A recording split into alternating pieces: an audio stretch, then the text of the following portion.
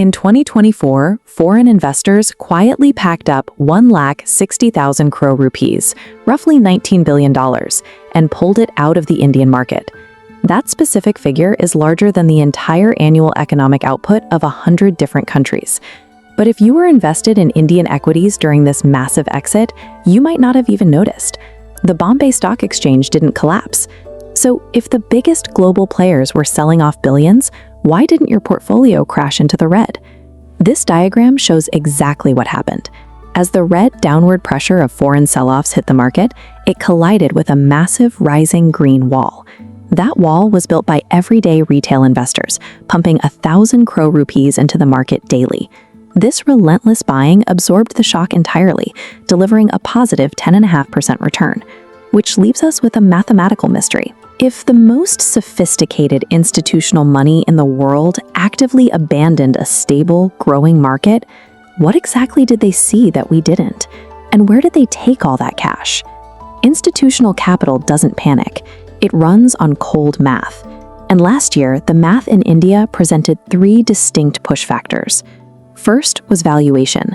We can look at a metric called the Buffett ratio, which compares a country's total stock market value against its actual GDP. A healthy ratio usually sits around 100%. India's market capitalization swelled to 130% of its GDP. At the exact same time, Indian corporate earnings growth had slowed to single digits for 6 consecutive quarters. Investors were being asked to pay premium prices for companies that were barely growing their profits. The second factor is the currency trap. This chart illustrates a critical problem for foreign investors who strictly measure their wealth in US dollars. Even if an Indian stock generates a 10 to 12% return in rupees, the rupee depreciated by roughly 5 to 6% against the dollar. That currency drop eats the profit, leaving a net gain of around 5%. Meanwhile, they could stay home and easily secure double-digit returns in their own domestic market. Add in the third factor, friction. Uncertainty surrounding U.S. trade tariffs, combined with India's long and short-term capital gains taxes, especially when compared to tax-free zones like Dubai, created too much drag. These 3 forces stacked together to erode profit margins. The capital had no logical reason to stay. But that $19 billion didn't vanish into the ether. It was systematically redeployed to capture specific global megatrends. The most massive magnet was the United States. Trillions of dollars flowed into U.S. equity ETFs, completely driven by the rapid expansion of artificial intelligence infrastructure. Tech giants like Nvidia and Alphabet were deploying immense capital expenditures into data centers and hardware, generating massive growth. The Indian market does not have a pure-play AI stock. If an institution wanted a piece of that explosive growth, they had to move their cash to Wall Street. The second destination was East Asia. Japan's Nikkei index delivered 35 to 40% returns. The Tokyo Stock Exchange instituted aggressive corporate governance reforms, literally naming and shaming companies that hoarded cash, forcing them to buy back shares and generate growth.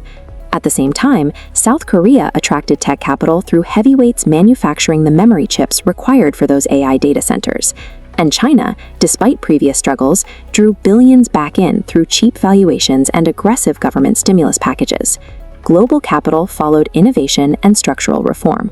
It went looking for catalysts that simply did not exist inside the Indian market at that time. There is a defining rule of global finance.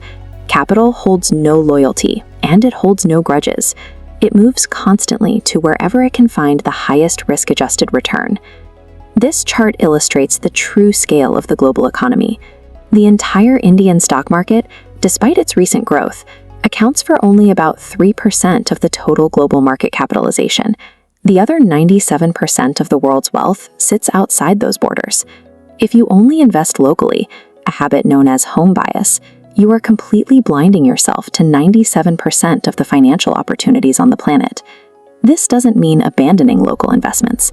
It means taking a calculated portion of your portfolio, say 10 to 20%, and allocating it locally. You hedge against a depreciating rupee, and you actually get to participate in global innovation instead of just reading about it. Historically, doing this from India was a headache. You had to open foreign brokerage accounts, navigate complicated remittance paperwork, and lose margins to hidden currency conversion fees.